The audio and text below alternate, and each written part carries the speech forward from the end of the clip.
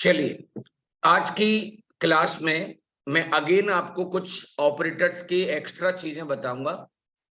यहां पर एक पॉइंट दे रखा नल। ये नल क्या होता है पहले ये समझो। एक टर्म आपको पता होना चाहिए which is known as the default value. Java में दो तरह के डेटा टाइप्स होते हैं, one is the value type और दूसरा वाला जो होता है which is known as the reference type. अब वैल्यू टाइप की कैटेगरी में बहुत सारी चीजें होती है, जैसे बाइट होता है, आपका शॉर्ट होता है, इंट होगा, लॉन्ग होता है, कैर होगा, फ्लोट, डबल, और एक और आपको मैं बता दूं विच इज बुलियन। अब इनकी कुछ डिफॉल्ट वैल्यूज होती होंगी, राइट? इनकी कुछ डिफॉल्ट वैल्यूज होती होंगी। What do you mean by default values? जब हम किसी वेरिएबल को कोई वैल्यू ना दें और उसे अपने आप कोई एक वैल्यू मिल जाए, which is known as the default value, उसको बेसिकली हम लोग डिफॉल्ट वैल्यू के नाम से जानते हैं। तो मैं आपसे कहूंगा इन चारों डेटा टाइप की जो डिफॉल्ट वैल्यू होती है विच इज 0। कैरेक्टर की जो डिफॉल्ट वैल्यू होती है वो /u और 4 0 होती है। ये मैं पढ़ा चुका हूं, I am just रिकैपिंग it. Float और डबल की आप जानते हैं विच इज 0.0, और बुलियन की जो डिफॉल्ट वैल्यू होती है ना which is false. Which is what? False. जो मेरा रेफरेंस टाइप होता है, रेफरेंस डेटा टाइप होता है ना, उसकी जो डिफॉल्ट वैल्यू होती है ना वो नल होती है। नल रेफरेंस डेटा टाइप की कैटेगरी में क्लास आती है, एरे आता है और इंटरफेस आता है, बट हमें इन तीनों में से कोई भी नहीं आता। We are not aware about the class, array और इंटरफेस। आते ही नहीं है, सीखेंगे, बाय द टाइम सीख जाएंगे हम लोग। बट इनकी जो डिफॉल्ट वैल्यू होती है ना वो क्या होती है? नल। वैसे नल को लंगड़ा घोड़ा कहा जाता है और लंगड़े घोड़े पर कभी दाव नहीं लगाना चाहिए। ऐसा कहा जाता है कि उस पर आपको कोई बैट नहीं लगा लेनी चाहिए, शर्त लगा ली मेरा घोड़ा जीतेगा, वो तो लंगड़ा है। सिंपल नल को नल से कंपेयर करेंगे जब आप, ये इक्वल टू ऑपरेटर है डियर। यहां पर बस ये चेक किया है कि क्या नल की वैल्यू नल के बराबर है। So answer is what? True. But इसके अलावा आपका अनुभव ठीक नहीं रहेगा। आप इसे कहीं पर भी यूज में लेके आएंगे, गारंटीड वहां पर फॉल्स आंसर आता है। कैसा आंसर आता है? फॉल्स। लंगड़ा घोड़ा है ना। So null and the instance of operator, कुछ हैवी से ऑपरेटर से आपका सामना हो रहा है। कभी आपको न्यू मिल जाता है। मैंने आपसे अभी ये कहा था, अभी के लिए रट लो इसे, आगे चल के डेप्थ में बताऊंगा। एक और ऑपरेटर होता है इंस्टेंस ऑफ। इंस्टेंस का मतलब कहीं ना कहीं ऑब्जेक्ट से होता है, समवेयर बताऊंगा आपको।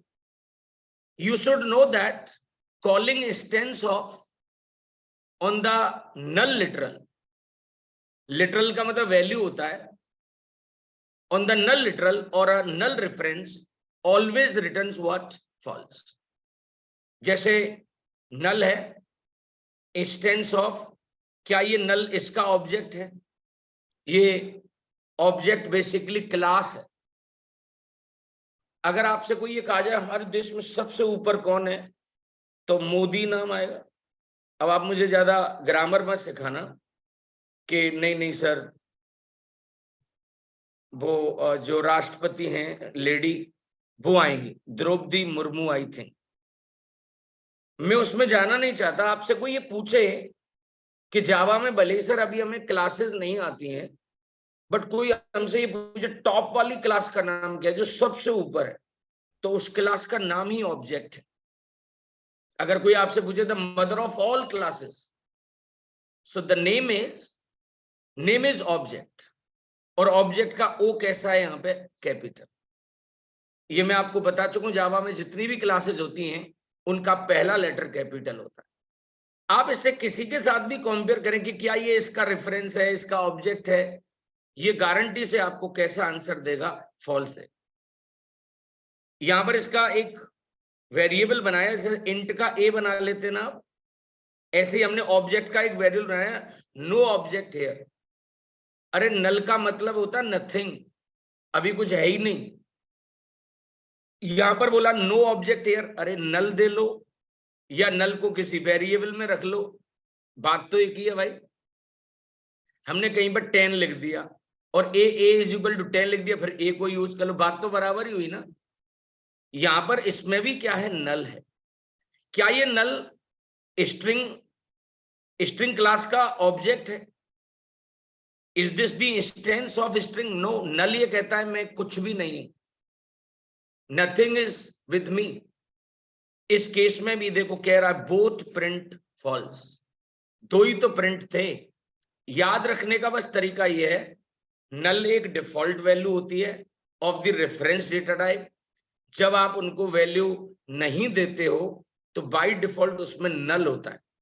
कई बार सुना होगा it is null and void, right? आप जब कभी ये कहते हैं यार ये तो यहाँ तो कुछ है ही नहीं, तो वहां पर आपको नल वर्ड का यूज करना होता है। मैं जानता हूं ये आपकी कैपेसिटी से थोड़ा सा बाहर होगा, शायद ये आपकी कैपेसिटी से थोड़ा सा बाहर होगा।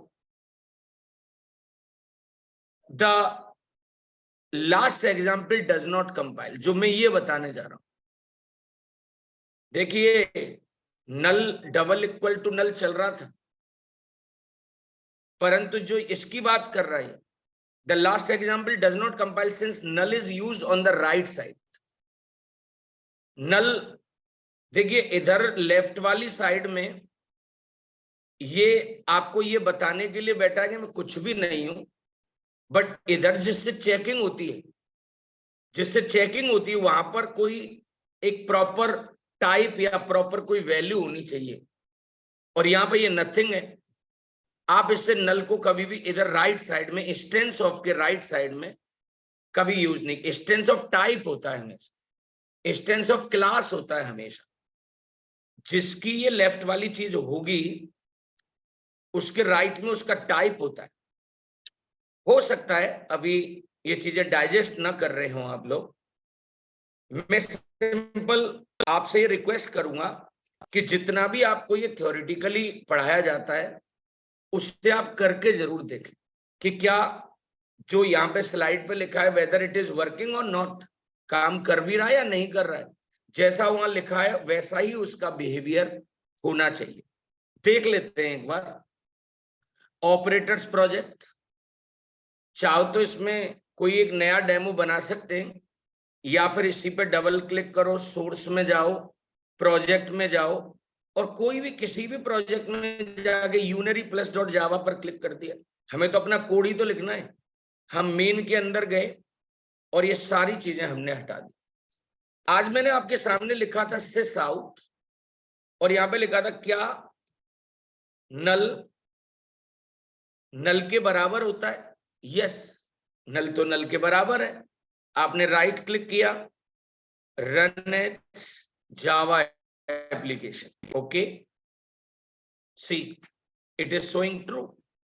इसके अलावा कहीं पर भी आप उसे यूज करेंगे आपको हताशा ही आग लगेगी, मीन्स फॉल्स ही मिलेगा वहां पे। सी क्या ये जो नल है, वो आपने स्ट्रिंग क्लास सुनी होगी शायद, क्या ये जो नल है क्या वो इंस्टेंस ऑफ स्ट्रिंग है क्या? नो, नल तो ये कहता है आई एम नथिंग।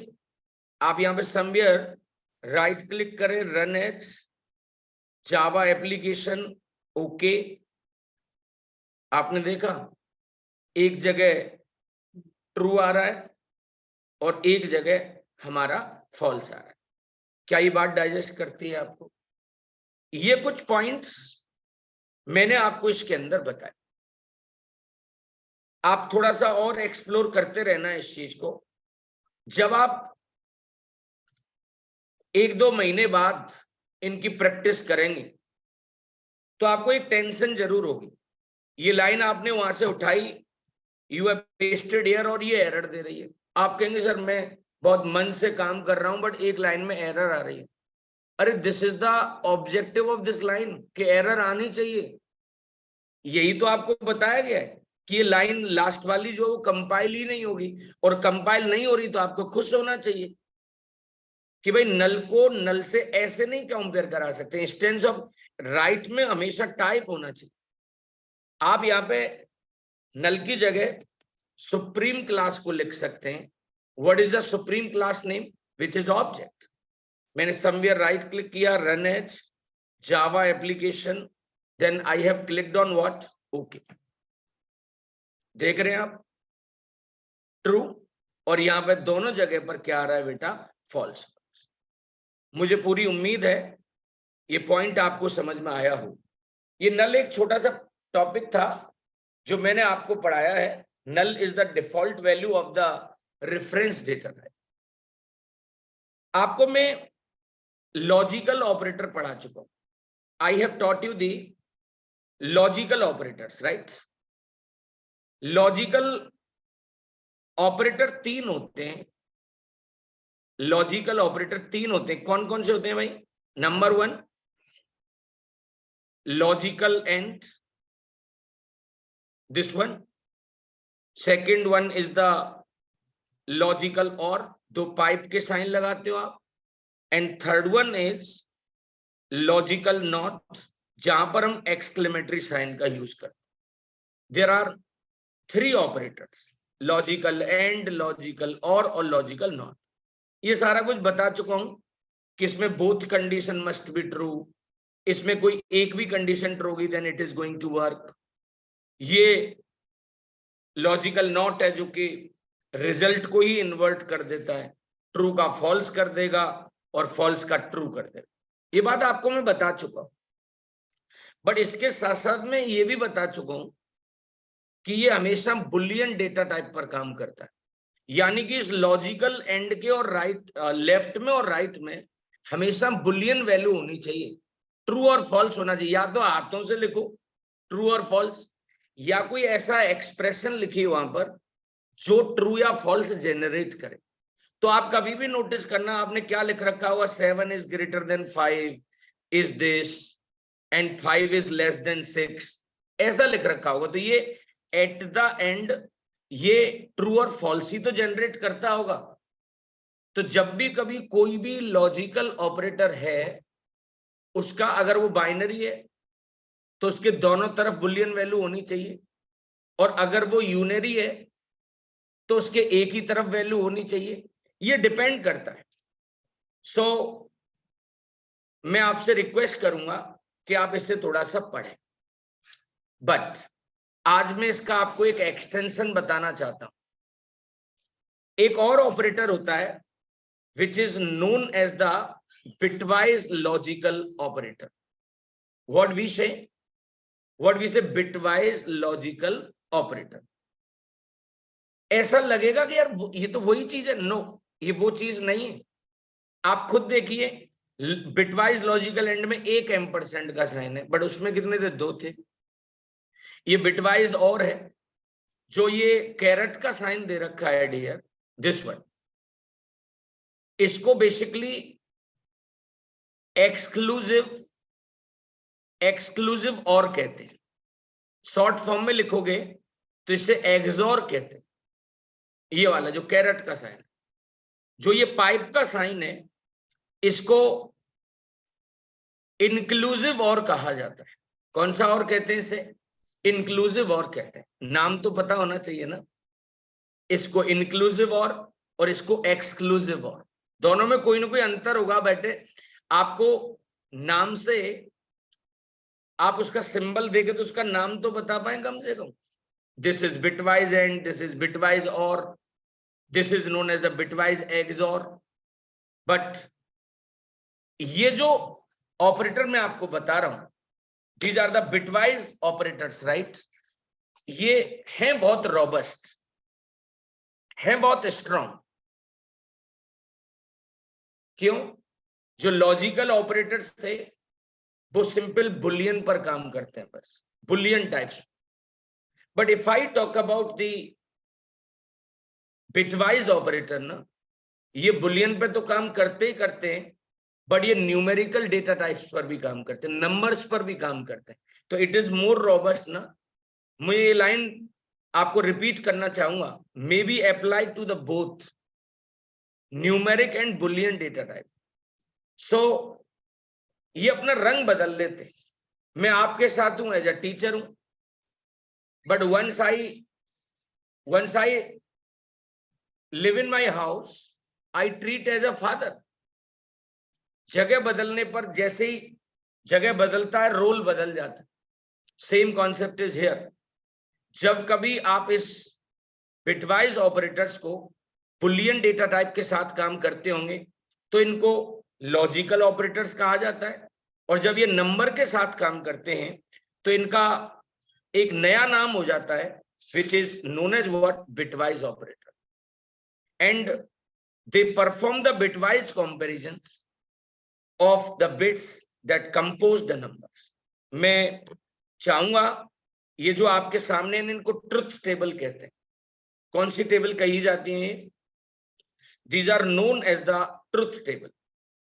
एक बार स्टेप, मैं जानता हूं आपको मैक्सिमम चीजें आती हैं, इसमें कुछ सिंपल एनहेंसमेंट कर रहा हूं, सिंपल। सो सी दिस, ये बिटवाइज एंड है ना, both condition must be true. आप खुद देखिए, ये x है, इसकी इनिशियली वैल्यू कितनी है? ट्रू है। ये y है और यहां पर भी ये क्या है? ट्रू है। तो इधर भी ट्रू और इधर भी ट्रू, x और y दोनों की वैल्यू ट्रू है ना, तो आंसर क्या आएगा बताओ? ट्रू आएगा, क्योंकि दोनों तरफ ट्रू है ना। बट अगर मैं ये मान लूं कि y की वैल्यू फॉल्स है, तो एक तरफ ट्रू हुआ दूसरी तरफ फॉल्स हुआ, तो आंसर क्या आएगा फिर बताओ? फॉल्स आएगा, क्योंकि जो बिटवाइज एंड होता है या लॉजिकल एंड होता है वो तो मिस्टर परफेक्शनिस्ट है ना। दोनों तरफ ट्रू होगा तभी ट्रू आएगा, अदरवाइज हर जगह देखो फॉल्स। परंतु मैं इंक्लूसिव और की बात करना चाहता हूं आपसे।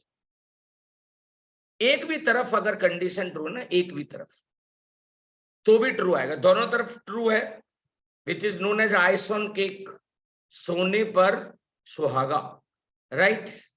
सो कुछ और भी कहते हैं, चेरी ऑन आइस। सो ऐसे होता ना, जो बर्थडे मनाए, कभी नहीं मनाओ तो किसी का देखना, छोटे बच्चे होते हैं ना कि केक पे ऊपर से एक टॉप पे कुछ और आता है, राइट? जैसे बच्चे चाट लेते हैं, राइट?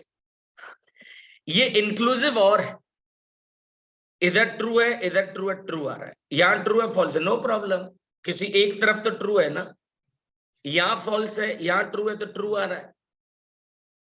यहां फॉल्स है और यहां भी फॉल्स है जी, ये तो गॉन केस हो गया। दोनों तरफ क्या है? फॉल्स फॉल्स है, तो आंसर क्या आएगा? फॉल्स आएगा। आपको इसकी कहानी बताता हूं, एक्सक्लूसिव और की। इसमें आंसर हमेशा ट्रू आता है जब दोनों तरफ डिसिमिलर वैल्यूज होती। कैसी वैल्यूज होती हैं? डिसिमिलर, अलग अलग होंगे। और हमेशा आंसर फॉल्स आएगा जब दोनों तरफ वैल्यू सिमिलर होंगी। आपको सिमिलर याद कर लो या डिसिमिलर याद कर लो भाई। जैसे यहां भी ट्रू और यहां भी ट्रू है, सिमिलर है ना, तो क्या आंसर आ रहा है? फॉल्स। यहां पर ट्रू और यहां पर फॉल्स है, देखो ट्रू आ रहा है। ये फॉल्स है और ये भी फॉल्स है, तो फॉल्स आ रहा है ना डियर। सिमिलर में फॉल्स आता है, सिमिलर में क्या आता है? फॉल्स आता है। क्या ये बात समझ में आ रही है आप लोगों को? So here are some tips to help you the remember this table. आप इसको कैसे याद कर सकते हैं? एक एक लाइन दे रखी है उसके लिए। एंड इज ओनली ट्रू जब दोनों ही ऑपरेंड्स उसके क्या होंगे? ट्रू होंगे। इंक्लूसिव और में ओनली फॉल्स कब फॉल्स होगा? जब दोनों ही ऑपरेंड उसके क्या होंगे? फॉल्स हो। I am talking about the exclusive और डियर, एक्सक्लूसिव और। ये हमेशा ट्रू देता है जब दोनों ही ऑपरेंड कैसे होते हैं, हमारे डिफरेंट होते हैं। याद रखने का तरीका है, आप कोई सा भी पॉइंट इसमें से याद रख सकते हैं। सो आई थिंक यहां पर टेक अवे ये रहा कि हमने एक नया ऑपरेटर और सीखा, which is known as the exclusive or. कौन सा था? एक्सक्लूसिव और। मैं आपको बताना चाहूंगा शॉर्ट सर्किट ऑपरेटर, ये मैं पढ़ा चुका हूं। अगर आधे रास्ते पर ही कंक्लूजन निकलकर आ जाता है तो पूरा एवेल्युएट करने की जरूरत क्या है? लॉजिकल एंड के केस में, I am talking about the logical and, अगर पहली कंडीशन फॉल्स है, दूसरे को चेक करने का कोई फायदा नहीं और करता भी नहीं है। कह रहा है कि short circuit and is true only if both values are true, if the left side is false ना। अगर पहली वाली वैल्यू ही अगर फॉल्स है, then the right side will not be what evaluated. Right वाली वैल्यू को वो इवेल्युएट ही नहीं करेगा। शॉर्ट सर्किट और में क्या होता है भाई, कोई एक भी कंडीशन ट्रू की तब भी काम हो जाता है, और लेफ्ट वाली अगर ट्रू हो गई तो आगे वाली को तो वो चेक ही नहीं करेगा। बट मैं आपको ये कहना चाहूंगा, जो शॉर्ट सर्किट ऑपरेटर्स होते हैं ना, वो लॉजिकल वाले होते हैं, बिटवाइज वाला नहीं होता है, जिद्दी है। बिटवाइज एंड के केस में पहली कंडीशन भले ही फॉल्स है, फिर भी वो दूसरे को चेक करता है। See are nearly identical to the, exact identical तो नहीं, nearly identical to the logical operators, except that the right side of the expression may never be evaluated if the final result can be determined by the left side of the expression. अगर कोई आपसे ये पूछे कि भाई logical operators और bitwise operator में क्या अंतर होता है, सिंपल एक लाइन खींच दी, जैसे मान के चलो logical operator versus bitwise logical operator. एक डिफरेंस तो मुझे समझ में आता है, it works only with Boolean data types. कौन से डेटा टाइप के साथ काम करता है? बुलियन डेटा टाइप्स के साथ। whereas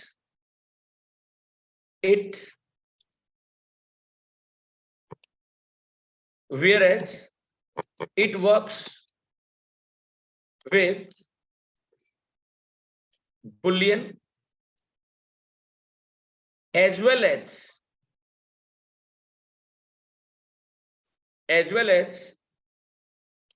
numerical data types. क्या ये बात आपको भी डाइजेस्ट करती है? It is a short circuit operator. ये शॉर्ट सर्किट है, मतलब बता चुका हूं, लॉजिकल एंड के केस में पहली कंडीशन अगर फॉल्स होगी, वो दूसरे को चेक ही नहीं करेगा। ये कमबख्त क्या करता है? It is not the short circuit, ये शॉर्ट सर्किट नहीं होता। तो ये पता होना चाहिए, एक आम बच्चे में जो मैंगो स्टूडेंट होता है और एक खास बच्चा होता है, उसमें क्या अंतर होता है? आप कभी किसी सी के स्टूडेंट से मिलना जिसने नॉर्मल सी पढ़ी हो, उसको ये आता होगा, he or she knows this one। मैं ये नहीं कह रहा, आई हैव अ डाउट, हो सकता है आप में से कुछ को आता भी हो, बट यहां गारंटी से परसेंटेज कम रहेगी। तो आपको क्या करना चाहिए? हर टॉपिक पर कुछ यूनिक सीखना चाहिए। मेरी मतलब मैं आपको अपनी पर्सनल बात बता रहा हूं, मेरी हमेशा एक कोशिश रहती है कि हर टॉपिक पर कुछ एक यूनिक कॉन्सेप्ट होना चाहिए। जब भी बच्चे को मैं पढ़ाऊं और वो कहीं भी पढ़ रहा हो, तो इसको एक वाव फैक्टर आना चाहिए। नहीं यार, डीडी ने ये टॉपिक पढ़ाया बट इसमें ये चीज नई थी। मेरी हमेशा ये कोशिश रहती। So same concept is with you, कि जब भी आप कोई टॉपिक प्रिपेयर कर रहे हैं तो जान वहां लगानी है जहां पर लोग छोड़ देते हैं उसको। सो ये पॉइंट्स समवेयर मैं आपसे कहूंगा, कोई नोट्स मेंटेन किया करें आप लोग, राइट? हालांकि इसका प्रिंट स्क्रीन ले लें बाद में आप और इसे करके देखें, but maintain somewhere notes, right. तो चलिए, ये जो मैंने आपसे कहा था ये किसी सर्टिफिकेशन की बुक से लिया हुआ चीज है। सर्टिफिकेशन कौन से लोग करते हैं पता है? सर्टिफिकेशन कौन से लोग करते हैं? जो पढ़े पढ़ाए होते हैं पहले से क्या होते हैं? पढ़े पढ़ाए होते हैं। ऐसा नहीं कि सर्टिफिकेशन नहीं करते लोग। आपको इसकी वैल्यू कब समझ में आ जाएगी? जब आप कभी इंडस्ट्री में होंगे। आज आपको हो सकता है ये शब्द डाइजेस्ट ही नहीं करता हो, बट लोग इसके लिए हंट करते, लोग इसके लिए हंट करते। मैं आपको बताऊंगा, कोई बच्चा ओरेकल में है और मुझसे ओरेकल के सर्टिफिकेशन के लिए पूछ रहा है, बट अभी मैं खोल रहा था उसे, मैंने बंद कर दिया क्योंकि वो मेरे ऑफिस वाले फोन में होगा और यहां पर मैंने कोई दूसरा फोन कनेक्ट कर रखा। इसकी जरूरत आपको जरूर पड़ेगी। अब ये जो आगे की चीज बता रहा हूं ना, वो आपकी कैपेसिटी से थोड़ा सा बियॉन्ड है। ये नल पॉइंटर एक्सेप्शन। अभी मैं आपसे थोड़ी देर पहले रेफरेंस डेटा टाइप की बात कर रहा था। ये रेफरेंस डेटा टाइप कौन सा होता है डीडी सर? जैसे क्लास का कोई वेरिएबल बना ले हम लोग, या यूजर डिफाइंड डेटा टाइप समझ लो। प्री डिफाइंड तो आपको आते ही, बाइट्स और int long float. String is a reference data type. इनकी डिफॉल्ट वैल्यू क्या होती है बताओ तुम मुझे? नल। और कोई इंसान इस नल पर, नल का मतलब कुछ नहीं, इसके ऊपर कोई ऑपरेशन करे। ऑपरेशन किस तरह को तो बताऊंगा। कोई आपका नाम है, उसे कैपिटल में कन्वर्ट कर दो, टू अपर केस। आप अपने नाम को लोअर केस में, सारी जो एबीसीडी है आपके नाम में सब छोटी हो जाए। आप इस स्ट्रिंग की लेंथ पता लगाइए कितनी होती है। आपके नाम में नंबर ऑफ द लेटर्स कितने। ये ऑपरेशंस होते हैं। बट जिस वेरिएबल में नल पड़ा है, क्या पड़ा है? नल। और उसके ऊपर जैसे मैंने कहा स्ट्रिंग str, और इसकी इनिशियल वैल्यू आपने क्या रख दी? नल। और इस कमबख्त कोई ये कहे भाई मुझे इस स्ट्रिंग की लेंथ पता लगानी है। क्या पता लगाना है? लेंथ। ये नाराज हो जाएगा, ये कहेगा भाई साहब नल पॉइंटर एक्सेप्शन आएगी। कौन सी एक्सेप्शन आएगी? Null pointer exception. How can you say कि ये नल पॉइंटर एक्सेप्शन? क्यों? नल को पॉइंट कर रहा है ना भाई वो, बट हम चाहते हैं कि ये इसे अवॉइड करे। तो कोई वेरिएबल है, दिल पे मत ले लेना।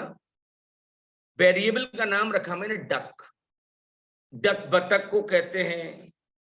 कोई क्रिकेटर 0 पे आउट हो जाए उसको भी डक कहते हैं, राइट। अगर डक नल नहीं है, नहीं है मान के चलो, ये बिटवाइज एंड है डियर। कैसा है? बिटवाइज है। मान के चलो, मैं आपको इस एग्जाम्पल से ये समझाने की कोशिश कर रहा हूं कि शॉर्ट सर्किट ऑपरेटर की कितनी इज्जत है। ये शॉर्ट सर्किट तो नहीं है, ये शॉर्ट सर्किट तो नहीं है भाई। मान के चलिए हमारे पास कोई डक नाम का वेरिएबल है, डक नाम का, और इसकी इनिशियल वैल्यू मैंने अभी नल रखी हुई। माना कि हमने नल रख लिया इसमें। अभी आप इसकी बैकग्राउंड में मत जाइए, यहां पे चेक किया कि क्या डक की वैल्यू नल नहीं है। अरे भाई नल है, हम उसके विरोध में बोल रहे हैं। ये ट्रू तब मानता जब डक की वैल्यू नल नहीं होती, बट डक की वैल्यू तो नल है, तो यहां पर तो आंसर आएगा फॉल्स। परंतु ये बिटवाइज एंड है, शॉर्ट सर्किट नहीं है। ये कौन सा नहीं है? शॉर्ट सर्किट नहीं है। ये दूसरे को जरूर चेक करेगा। और डक के ऊपर आपने कोई ऑपरेशन कर दिया। आप उस डक की जो बतख है ना, उसकी एज पता लगाना चाहते हैं, उसके ऊपर ऑपरेशन कर दिया। यहां पर नल पॉइंटर एक्सेप्शन आने के चांसेस हैं। कब? जब इस डक में नल होगा। कल्पना करिए कि अगर इसकी जगह पर यहां डबल एम्परसेंट का साइन होता और फिर से डक की वैल्यू क्या होती बताओ? नल होती। तो क्या डक की वैल्यू नल नहीं है? नहीं भाई, नल है इसकी, तो वो आगे जाएगा ही नहीं। पहली कंडीशन ही उसकी क्या हो गई बताओ? फॉल्स हो गई। तो आपको किससे बचा लिया इसने? आपको इसने किससे बचा लिया? इस समस्या से बचा लिया। ऐसे ना आपको कोई पहले ही कहते हमारी तरफ डग्गे मार जीप चलती है, जहां हमारा गांव है वहां पर कौन सी जीप चलती है? डग्गे मार। ये डग्गे मार वर्ड आपके लिए नया होगा शायद। जैसे आप कभी एक स्टूडेंट लाइफ जी रहे हैं, आजकल बच्चों पे बाइक्स हुआ करती हैं, पहले नहीं होती थी। पब्लिक व्हीकल जो होते हैं, पब्लिक कन्वेंस होता है, बसेस वगैरह होती हैं, उन्हीं से जाते हैं। अब जैसे मैं आपको अपना कॉलेज लाइफ बता रहा हूं, हमें हर वीक अपने गांव जाना होता था। हमको पैसा कभी मंथली मिला ही नहीं। पिताजी हमारे हमें वीकली पैसा देते थे। रीजन इज था ही नहीं पैसा, कहीं से वही 200-400 रुपए का अरेंजमेंट होता था, और वीकली वो हमारे लिए कुछ न कुछ जुगाड़ करते थे। तो हमारा ये रूटीन था, सैटरडे इवनिंग जाना और मंडे मॉर्निंग आना। तो जब जाते थे तो बस तो बहुत टाइम में आती है, तो जीप चलती है, वो ऑथोराइज्ड नहीं होती। एक पर्टिकुलर जगह से बिठाया और दूसरी जगह जाकर क्या कर दिया? छोड़ दिया। बट उनकी चेकिंग वेकिंग होती रहती है। आरटीओ बैठा रहता है बीच रोड पे, कहीं ना कहीं कुर्सी लेके बैठा होगा, 4-6 पुलिस वाले होंगे उसके साथ। आरटीओ मतलब आप ये समझो, जो बसेज और जीप बीप को चेक वेक करते हैं उनको आरटीओ कहते हैं। तो होता क्या है, जब जो आदमी उधर से आ रहा होता है ना, अपोजिट साइड, वो बता देता है भाई कुछ गड़बड़ है, रुक जा, थोड़ी देर रुक जा। उनमें बड़ा कोऑर्डिनेशन होता है, यानी कि वो पहले से ही बता दे, मत जा, आगे फंस जाएगा तू, क्योंकि सारे रूल्स को तो कोई भी फॉलो नहीं कर रहा। तो यानी कि एक जीप वाले ने, जो गलत तरीके से जीप चला रहे हैं, उनके पास सारे परमिट्स नहीं है, उसने अपने फ्रेंड को आगाह कर दिया ना कि please don't proceed, wait for some time, या रूट चेंज कर ले। वो तो गांव वाँव में होके निकाल के ले जाते, उनको चोर रास्ते पता होते हैं ना, सीक्रेट रूट्स। सो यहां पर वही तो हो रहा है। काश ये वाला होता, और यहाँ पे ये कंडीशन फॉल्स होती, डक की वैल्यू नल है, तो वो आगे चेक ही नहीं करता। और यहां तो ये समस्या आ सकती, और अवॉइड करने के लिए वो जानकारी इन्होंने लिख रखी है। देखो, the issues that the logical and operator evaluate both the side of the expression. ये तो दोनों को करेगा भाई। We could add a second if statement. इससे बचने का एक तरीका तो ये है कि कोई और एक क्लॉज लगा देते आप इसमें, बट दिस कुड गेट अनवाइडली if we have a lot of variable to check and easy to read solution is to use the short circuit। अगर आपको लाइफ को सरल करना है और इस समस्या से अगर बचना चाहते हैं, तो ऐसा कुछ कर दो ना भाई कि यहां पर आप ये शॉर्ट सर्किट वाला यूज कर लो। अगर पहली कंडीशन कभी फॉल्स होगी तो इधर आने ही नहीं देगा। मैं जानता हूं हो सकता है आपसे अभी ये चीजें थोड़ी सी आपसे बियॉन्ड जा रही हूं, बट शॉर्ट सर्किट का मतलब ये होता है कि अगर पहले से ही मुझे ये अनुमान लग जाता कि आगे क्या होने वाला है, समथिंग इज रॉन्ग और समथिंग इज लाइक पॉजिटिव, अगर आप कंक्लूजन पर आ गए पहले से ही, कंक्लूजन पर ही, तो आपको आगे की चीजों को इवेल्युएट नहीं करना होता है। Checking for unperformed side effects. चीजों के कुछ अफेक्ट्स भी होते हैं, इफेक्ट या अफेक्ट, असर, उसका असर, और साइड इफेक्ट्स भी होते हैं। साइड इफेक्ट्स क्या होता है? आपको एलर्जी है, आपने मेडिसिन ली, बट जो मेडिसिन आपने ली, जो ड्रग आपने ली, ड्रग का मतलब वो नहीं जो शाहरुख खान के बेटे ने ले ली थी, ड्रग दवाई को ही कहते हैं, मेडिसिन को ही कहते हैं, बट आपने ऐसी कोई मेडिसिन ले ली, आपकी एलर्जी तो ठीक हो गई, वो उसका इफेक्ट था, बट आपका बिहेवियर ऑल्टर हो गया, आप बहुत एबनॉर्मल हरकत करने लगे, पिताजी से कहने लगे कौन है भाई, राइट? तो पिताजी तो पहले सेटल ही होंगे बहुत देर में, तो फिर वो आपको मारेंगे नहीं, वो किसी डॉक्टर पे ले जाएंगे कि हमारा बच्चा तो ऐसा नहीं था। तो एक्चुअली डॉक्टर आपको ये कहेगा कि ये कोई दवाई इसको साइड इफेक्ट कर गई, किसी मेडिसिन ने इसके बिहेवियर को ऑल्टर कर दिया, राइट? वो दवाई देना इसको बंद कर दो, 4-6 दिन में ये सुधर जाएगा। तो साइड इफेक्ट क्या होता है? जो कहीं दूसरी जगह लग जाए। बहुत सारे लोग मैंने देखे पतले होते हैं, परेशान दोनों है, पतला भी परेशान है और मोटा भी परेशान। देखो मुझे 4 महीने हो गए लगभग 50,000 रुपए खर्च कर चुका हूं, बट 80 से नीचे नहीं आता है, राइट? और पतले लोग भी परेशान हैं, दवाई खा रहे हैं, सिप्लेक्टिन, डेकाडोन, और मोटे तो हो गए बट पैर रह गया, राइट? एक पैर ही रह गया उनका। साइड इफेक्ट है। इफेक्ट क्या था? मोटा होना। साइड इफेक्ट क्या? एक पैर रह गया उनका।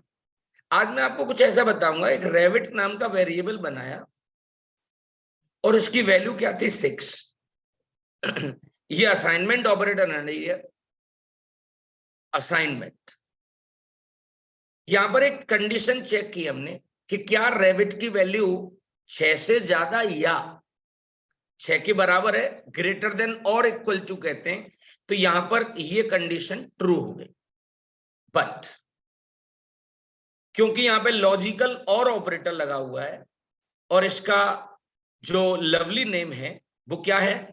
Short circuit. जब पहली कंडीशन ट्रू हो गई और ये लॉजिकल और है तो आगे तो चीजों को चेक ही नहीं करेगा ये। तो इसका नुकसान क्या हुआ पता है? बन्नी में तो ट्रू आ गया होगा, बन्नी में ट्रू आ गया, बट इस कमबख्त ने इसकी वैल्यू को बढ़ाया ही नहीं, बढ़ाया ही नहीं। तो ये तो जीवन भर रैबिट की वैल्यू 6 ही रहेगी भाई। रीजन इज क्योंकि शुरुआत में ये 6 था और ये कंडीशन हमेशा ट्रू होती रहेगी और ये लॉजिकल और है जिसको आप शॉर्ट सर्किट के नाम से जानते हैं। पहले ही अगर ट्रू मिल गया तो दूसरे को वो कभी इवेल्युएट नहीं करेगा और दूसरा कभी इवेल्युएट नहीं होगा तो ये कभी इसे साथ नहीं करेगा। तो ये साइड इफेक्ट नहीं है, ये अनपरफॉर्म्ड, काम ही नहीं हो रहा, काम बढ़ ही नहीं रहा आगे, which is known as the unperformed side effects. Company में जब काम करते हैं और नॉलेज की कमी होती है ना, मैनेजर सुबह मीटिंग लेगा, आज क्या क्या करेंगे, कैसे कैसे करेंगे। समटाइम्स मैनेजर नॉन टेक्निकल होते हैं, उनको 4-6 दिन गोली दी जा सकती। आप ही को पता ना काम आगे बढ़ ही नहीं रहा है, आप ही को ये पता है कि काम तो आगे बढ़ ही नहीं रहा है। सो मैं आपसे ये रिक्वेस्ट करूंगा कि ये अनपरफॉर्म्ड था क्योंकि आगे इसकी वैल्यू ही नहीं बढ़ी। So this is all about operators guys, जो मैंने आपको इसमें पढ़ाया है। चलिए मैं आपको जितना भी अभी तक पढ़ाया है, what I have covered till now, क्या कवर कर लिया? इंट्रो ऑफ जावा, जावा की हिस्ट्री, जावा क्या होती है, जावा कितने तरह की होती है, प्लेटफॉर्म इंडिपेंडेंसी का मतलब क्या होता है, कंपाइलर इंटरप्रेटर क्या होते हैं, उसके बाद वेरिएबल, डेटा टाइप,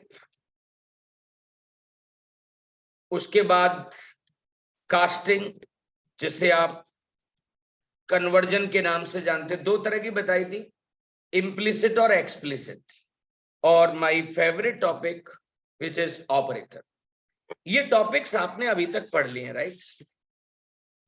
इसके ऊपर मैं कुछ प्रैक्टिस कराना चाहता हूं आपकी। तो चलिए, एक इंट्रोस्पेक्शन होता है, उसे आपको बताऊंगा। कुछ क्वेश्चंस हैं, इन क्वेश्चंस को हमें सॉल्व करना है। क्लास बन गई जिसका नाम क्या है? हेलो। हेलो मीन्स नमस्ते। क्लास का पहला लेटर कैपिटल है, यहां मेन में आए और सिंपल हमने हेलो वर्ल्ड लिखा। It is going to print. आपसे ये एक्सपेक्टेशन है कि आपको जो सामने जो प्रोग्राम है उसका सब कुछ आपको पता होना चाहिए। ये पहला प्रोग्राम था इनका, हेलो वर्ल्ड प्रिंट हो जाएगा। अगले में आए, क्लास का नाम अलग रख दिया, यहां पर क्लास का नाम क्या रखा, हेलो अगेन। हेलो का H बड़ा है, अगेन का A बड़ा है, ये ध्यान रखना है। जिस दिन ये डिसिप्लिन आ गया ना कि कोई देख भी नहीं रहा तब भी अगेन का A बड़ा है, कोई देख भी नहीं रहा तब भी हम हेलो अगेन का H और A बड़ा बना रहे, which is known as a discipline. किसी के सामने तो प्रोफेशनलिज्म है, well and good, but in the teacher absence भी आपके अंदर ये आदत होनी चाहिए। Hello again. आपको एक अंदर की बात बताओ, यहां पर जो एरे वाला साइन होता है, हर प्रोग्राम को बारीकी से देखना है। ये स्क्वायर ब्रैकेट का साइन इधर भी हो सकता है और कम्बक इधर भी हो सकता है, दोनों तरफ हो सकता है। इनफैक्ट ये बीच में भी हो सकता है। अभी इसकी डेप्थ में नहीं जाऊंगा मैं, क्योंकि जब एरे पढ़ाऊंगा तब आपको इससे बताऊंगा इनमें अंतर क्या होता है। बट चाहे इधर लगा लो चाहे इधर लगा लो, दोनों का मतलब एक ही होता है, राइट। सो आप पॉइंट सीखें यार, डीडी ने नया क्या बताया। एक रियलाइजेशन होता है ना, आपने प्रोग्राम तो बहुत बार देखे होंगे, बट इसको हमें पॉइंट फोकस करना है, इस पर डेडिकेशन रखना है कि क्या कहना चाहता हूं मैं। अगली क्लास का नाम देखना, hello again and again, right. तीसरा प्रोग्राम है ना, this is the third one, so many print Elon.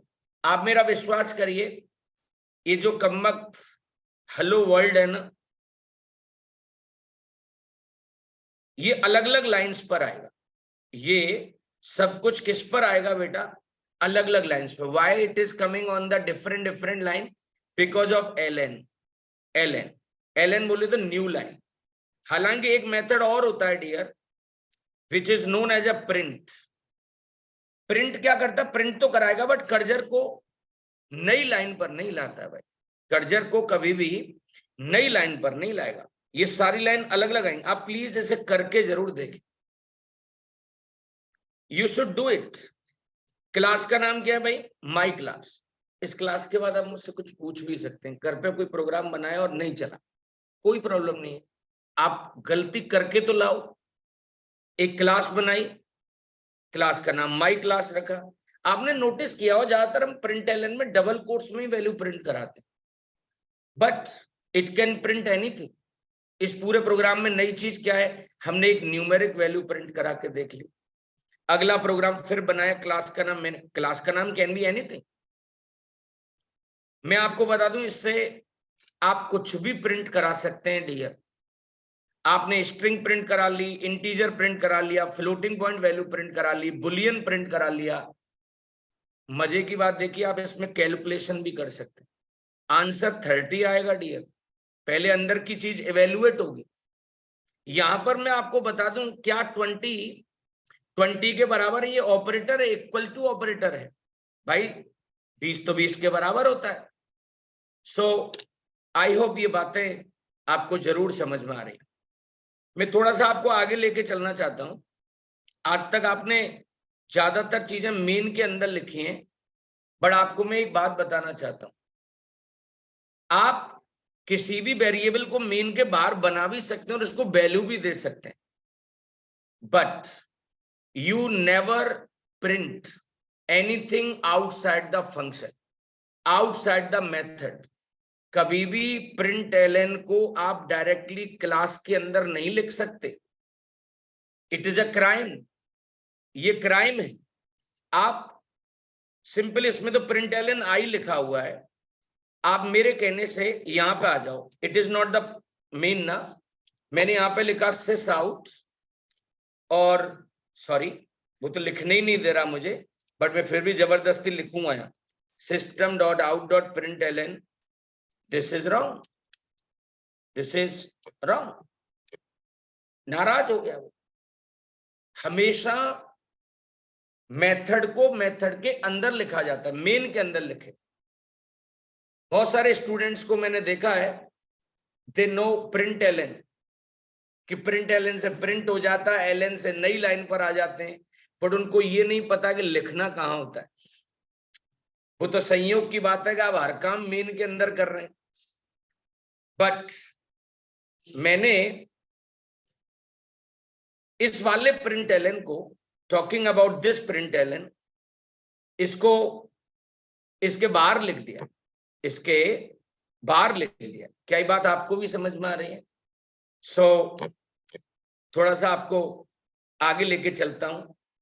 इसमें अगर कोई आपसे ये पूछे what is the takeaway of this one, इस प्रोग्राम का आपको क्या फायदा, व्हाट इज द लर्निंग, तो हमने ये देखा कि println से किसी भी प्रकार की वैल्यू प्रिंट हो सकती है, उसके अंदर कोई कैलकुलेशन हो सकती है, और कभी भी println को हम आउटसाइड द मेन नहीं लिख सकते। सीटी आएगी, कंपाइल टाइम एरर आएगा, ये आपको पता होना चाहिए। ये लाइन बताई थी पैकेज वाली, हमेशा पैकेज बनाने चाहिए। पैकेज बनाने का भी कोई तरीका होता है, डोमेन का नाम पहले लिखते, कंपनी का नाम बाद में होता है, रिवर्स होता है वो बेसिकली। क्लास का नाम क्या किया, ए, दिस इज द मेन। यहां पर हमने डिक्लेयर भी किया और इनिशियलाइज भी किया। इस प्रोग्राम से क्या मैसेज मिलने वाला है पता है तुमको? एक समय पर एक वेरिएबल में एक ही वैल्यू रहती है। जैसे हमारे प्रोग्राम का एग्जीक्यूशन मेन से शुरू हुआ, ये आई नाम का वेरिएबल है, इसकी इनिशियल वैल्यू क्या होगी, 0। प्रिंट करा के देख ली, 0 प्रिंट हो गया। बट आपने उसमें फिर 10 रख दिया, तो ये 0 हट गया और अब उसकी वैल्यू क्या हो गई, 10। जब आप अब आई को प्रिंट कराएंगे तो क्या प्रिंट होगा, 10 प्रिंट होगा। फिर हमने उसमें 20 लिख दिया, अब उसकी वैल्यू क्या होगी बेटा, 20 हो गई होगी। तो आई को प्रिंट कराया तो 20 प्रिंट होगा। क्या ये बात डाइजेस्ट कर रही है आपको? यहां पर 0, यहां पर 10 और यहां पर क्या हो गया, 20। इस प्रोग्राम से हमें क्या सीखने को मिला? एक समय पर वेरिएबल में एक ही वैल्यू हो सकती है। जब आप नई वैल्यू डालेंगे तो पुरानी रिप्लेस हो जाती होगी, उससे पुरानी क्या हो जाएगी बेटा, रिप्लेस हो जाएगी। मुझे पूरा विश्वास है आपको ये बात समझ में जरूर आ रही हो। So this is all the fundamentals. आपने नोटिस किया होगा मेरी पढ़ाई ज्यादातर println के इर्द गिर्द रही। सो ये तो आप अपने कॉन्शियस से पूछे आपने नया क्या सीखा इसमें।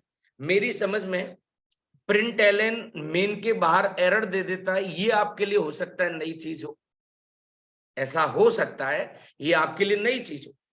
जो स्क्वायर ब्रैकेट था एरे वाला, वो इधर भी लग सकता है और इधर भी लग सकता है। तो ये एक आपके लिए एक टेक अवे हो सकता है। आप अपने आप को कहते हैं सर हमको वेरिएबल बहुत अच्छे से आता है। ये आज का लास्ट है, इसके बाद जब आप अगली क्लास में आएंगे इंक्रीमेंट डिक्रीमेंट और टाइप कास्ट में तो आप मास्टर होंगे ना। सो अगली क्लास में मैं पुछाई करूंगा। पुछाई वो मॉप द फ्लोर नहीं, आई वुड आस्क, पूछूंगा कुछ। मैनेजर नाम की क्लास बनाई, यहां पर स्क्वायर ब्रैकेट लगाया है मैंने। These are some questions. अपना इंट्रोस्पेक्शन करें कि कैसे आ रहा है। एवरीथिंग इज डन, आप जानते भी हैं इसे। I think it is the repetitive one, आपको पढ़ा दिया है। ये लाइन गलत है आपकी, ये आई जो पहले लिखा है यहां पर क्या आएगा बताओ, सीटीई। सर एक बार प्लीज आप ये पूरा उठा के, ये पूरा उठा के, मैंने अंदर का ही माल ले लिया उसका, और यहां लिख के बताना जिसमें आप एरर कह रहे हैं। क्या सचमुच में एरर आ रही है क्या? यस, आ रही होगी जरूर। सी इट इज, स्क्रॉल डाउन करते हैं, देखो नाराज हो रहा है। सिंटेक्स एरर, डॉट ही लगता है भाई, दिस इज डॉट, बट नाराज तो है। सो यहां पर आप इस println को इसके बाहर नहीं लिख सकते। सीटी, कंपाइल टाइम एरर। अगला देखते हैं एक बार। Yes, it is very much interesting, हालांकि मैं पढ़ा चुका हूं आपको। ऐसा कोई वेरिएबल जिसे आप मेथड के अंदर बनाते हैं ना, उसको लोकल वेरिएबल कहते हैं। लोकल वेरिएबल को डिफॉल्ट वैल्यू नहीं मिलती है। इस क्लास की शुरुआत में मैंने कहा था कि इंटीजर की डिफॉल्ट वैल्यू जीरो होती है। जब हम कोई वैल्यू नहीं देंगे तो उसको जीरो मिलेगा। हाँ मिलता है, जीरो मिलेगा, बट लोकल वेरिएबल को नहीं मिलता है। लोकल वेरिएबल को डिफॉल्ट वैल्यू क्यों नहीं मिलती है ये भी मैंने पढ़ाया। Why Java does not provide the default value to the local variable? आप सारे सेशन रूल बनाइए कि सारे सेशन मुझे स्टेप बाय स्टेप देखने। बताया होगा उसके अंदर कि नॉर्मली मेथड जो होते हैं, फंक्शन जो होते हैं ना, वो कैलकुलेशंस के लिए होते हैं। वो किसके लिए होते हैं? कैलकुलेशंस के लिए होते हैं। और अगर हमने किसी वेरिएबल को वैल्यू नहीं दी है और उसको डिफॉल्ट वैल्यू मिल जाए तो कैलकुलेशन में अनएक्सपेक्टेड आंसर आ जाएगा, क्योंकि इसके अंदर आप कोई टास्क परफॉर्म करा रहे हैं तो आप ही को जिम्मेदारी दी गई, आप ही की सोल रेस्पॉन्सिबिलिटी है कि आप ही को वेरिएबल को वैल्यूज असाइन करनी है। मैं as a compiler, as a run time में इसको कोई भी वैल्यू नहीं दूंगा, क्योंकि आपकी कैलकुलेशन पर इसका गलत इफेक्ट आ सकता है। सो ये रूल बन गया, आप लोकल वेरिएबल को बिना वैल्यू दिए यूज ही नहीं कर सकते। सीटी कंपाइल टाइम एरर आएगी। थोड़ा नीचे लेके चलना चाहता हूं आपको। सी वही है, घुमा फिरा के एक ही बात कर रहा, आई और जे। जब तक आप इनको वैल्यू नहीं देंगे आप उन्हें यूज में नहीं ले सकते भाई। और आपने यहाँ पे आई की वैल्यू को जे को दे रहे हैं, मुझ पर पैसा नहीं, मैंने 1 लाख तो मैं दे देता हूं आज। जब पैसा ही नहीं कहां से दे दोगे तुम किसी को? आई स्टाइल मार रहा है जे पे। आई की वैल्यू किसको असाइन हो रही है? जे को। बट वो खुद दिवालिया है, बैंकरप्ट है, उसके पास कुछ है ही नहीं। आप लोकल वेरिएबल को यूज में ही नहीं ले सकते। और आजकल क्वेश्चन पूछने का ढंग चेंज हो चुका है। वो पूछते हैं आपसे, वो आपसे पूछेंगे कि ये एरर आएगी कहां। वो तो लाइन नंबर पूछते हैं। वो तो आपसे क्या पूछेंगे? लाइन नंबर पूछेंगे, right? So see this, save किया इसे मैंने। Let me run it. See error exist in the required project. Proceed करिए। कौन से नंबर पर बोल रहा है? 14 नहीं, कुछ और चक्कर है। 1 सेकंड वेट करेंगे आप, जस्ट वेट। अच्छा, इम्पैक्ट इसका मतलब गलत जगह पर आ रहा, रुक जाओ। लेट मी गो इन अ नोटपैड। ये मैं क्या कर रहा हूं अभी आपको नहीं बताना चाहता। मैं इस प्रोग्राम को एक बार नोटपैड पे चला रहा हूं, राइट?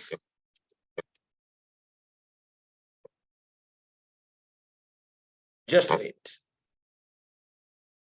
ओके, एक कर्ली ब्रेसेस कम है, एक तो कर्ली ब्रेसेस कम था। असर देखते हैं। यस, अब सही जगह पर असर आ रहा है। मुझसे वो टाइपो थी। बैलेंस, जिंदगी में बैलेंस का बहुत जरूरी होना चाहिए। अगर खुले दो हैं तो बंद भी दो होंगे। देख रहे हैं आप गड़बड़ कहां हो रही है? लाइन नंबर भी बता रहा है। सो पूछ लिया जाता है इस पूरे प्रोग्राम में एरर कहां आएगी। आई होप आप तक ये बात पहुंच गई होगी। आईजे के, ये बड़ा इंटरेस्टिंग है। हमने 3 वेरिएबल एक साथ बना दिए, क्योंकि ये असाइनमेंट ऑपरेटर है। और असाइनमेंट ऑपरेटर की जो एसोसिएटिविटी होती है ना, कौन होता है? एसोसिएटिविटी। वो हमेशा राइट टू लेफ्ट होती। तो ये 10 है ना, 10 कम वक्त पहले के को आया, के की वैल्यू जे को आई, और जे की वैल्यू किसको आई? आई को I. This is first time. जब आपको लगता है सारे लोगों को एक ही तरह की वैल्यू देनी है तो एक जगह दे दो। यहां पर आई जे के तीनों को प्रिंट करा के देखो, 10 10 10, यही आएगा, यही आएगा। सो मुझे पूरा विश्वास है ये पॉइंट आपको जरूर समझ में आ रहे हो। देखो, यहां पर हमने 3 वेरिएबल बनाए, पी क्यू एम। क्यू को 10 दे दिया, पी और एम को कोई वैल्यू नहीं दिया डियर। आपने पी को यूज कर लिया, भाई साहब बिना वैल्यू दिए क्या किए, बिना वैल्यू दिए आप उसको यूज नहीं कर सकते, और आपने कर लिया तो सीटी तो आएगा ना, कंपाइल टाइम एरर। आपने बहुत सारे बच्चे कहते सर घुमा फिरा के वही एक चीज, भाई नए नए चीजें आपको आइडियाज आता है। ये जो कंपटीशन की जो बच्चे प्रिपरेशन करते हैं बैंक और एसएससी की, वो क्वेश्चन की प्रैक्टिस सीट लगाते रहते हैं। क्या लगाते रहते हैं? Practice seat. जिस दिन एग्जाम होता है ना, उस दिन वो बहुत काम आती है। Same concept is here. आदमी तेज कब होता है, सतर्क कब रहता है? जब उसको 2-4 बार धोखा मिलता है, राइट? 2-4 बार जब दिल टूटता है, तब जाके पता लगता है ये दुनिया कितनी है, राइट? सो अलग अलग तरह के अनुभव मिलते रहते। यहां पर आए, आई बना दिया, कोई वैल्यू नहीं, प्लस प्लस कर रहे, फिर भी आपने वैल्यू दी नहीं और उसको यूज में ले लिया आपने।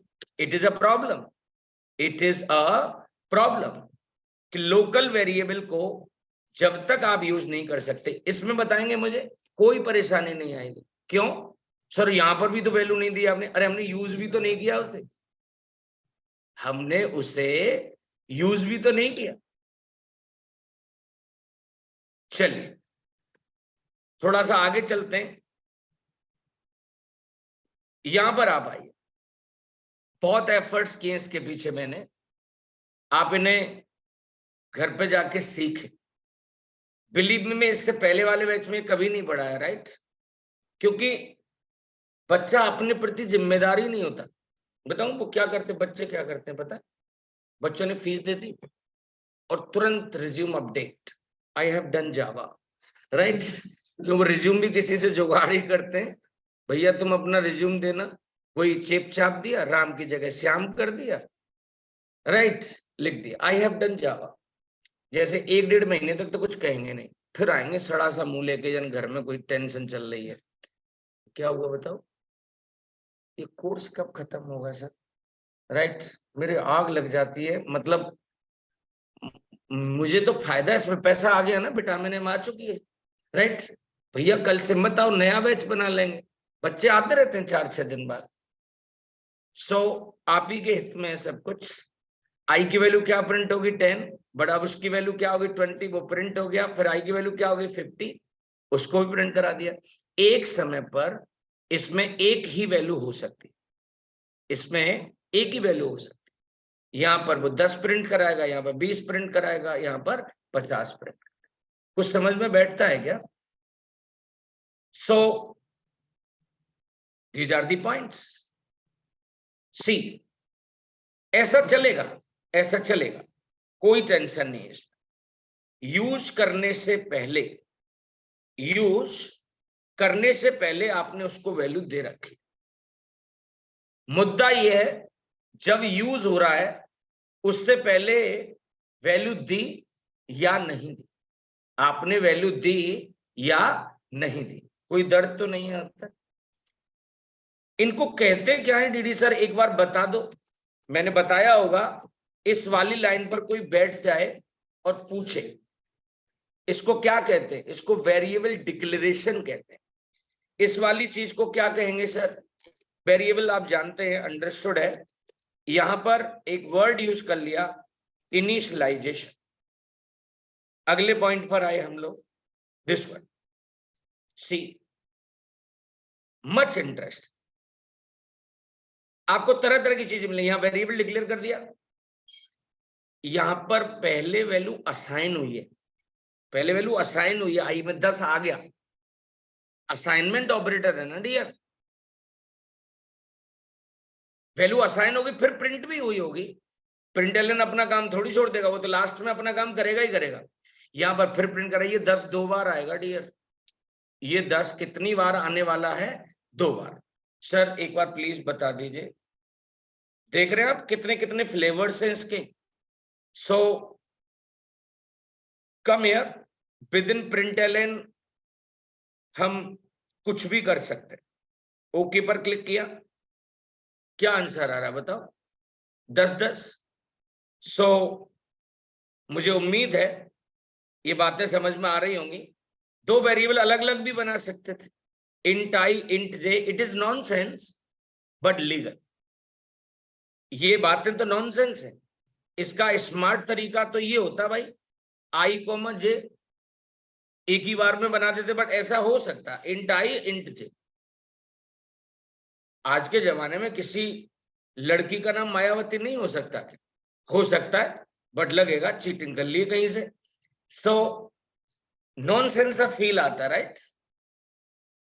अब कोई बच्चा यादव और वो मुलायम सिंह यादव नाम रख ले तो ये लगा यार इंस्पायर्ड है, इंस्पिरेशन होगी, राइट। बट आजकल के एज में नाम ऐसे नहीं रखे जाते अब, राइट। आजकल नाम बहुत अच्छे अच्छे आ गए। ये जानते हैं आप, जीरो पहले आई को आएगा और फिर जे को जाएगा। I hope you got it. So next is so many things. I में 0, जे में 20, 0 + 20 कितना हो जाएगा? 20 हो जाएगा। Simple math. हम यहां पर आए, व्हाट इज द आंसर? सी, आई में 10 है, के में 20, 10 + 20 30। तो आई में 10 प्रिंट होगा, जे में 30 प्रिंट होगा और यहां पे 20। बहुत सारे लोग कहते सर क्या बिगड़ जाता, आई और जे में पहले वैल्यू दे लेता, के में स्टोर कर लेता। उल्टा करेगा ना भाई। वेरिएबल का नाम कैन बी एनीथिंग और किसी भी क्रम में आप उसे रख भी सकते हैं, राइट। रन इट, यहां से भी रन हो जाता है।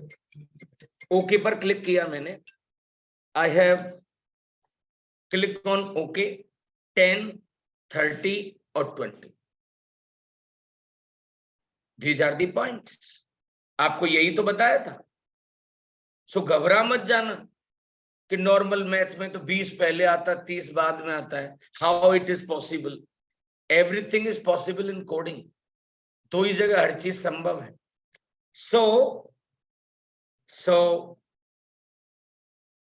आई की वैल्यू कितनी है? 100। इस प्लस को कॉन्केटिनेशन कहते हैं डियर। आई वैल्यू इज 100 क्योंकि वो डबल कोट्स के बाहर है ना। आउटपुट भी लिखा हुआ है यहाँ पे। थोड़ा और आगे चलते हैं। ये पीछे हो सकता है तो आगे भी हो सकता है ना भाई। यहां पर आई इधर लिख दिया आपके हमने, 100 इज वैल्यू ऑफ आई। अरे कोई तो बोलो, पहले भी लगा सकते हैं और बाद में भी लगा। प्लस से जुड़ती हैं चीजें, चिपकती, कॉन्केट साइड बाई साइड। थोड़ा और आगे चलूंगा मैं। That's it, this is all related in that. ये मैं अभी आपको शेयर कर देता हूं। I am just going to share it. आज के लिए इतना ही रखेंगे guys. Thank you so much.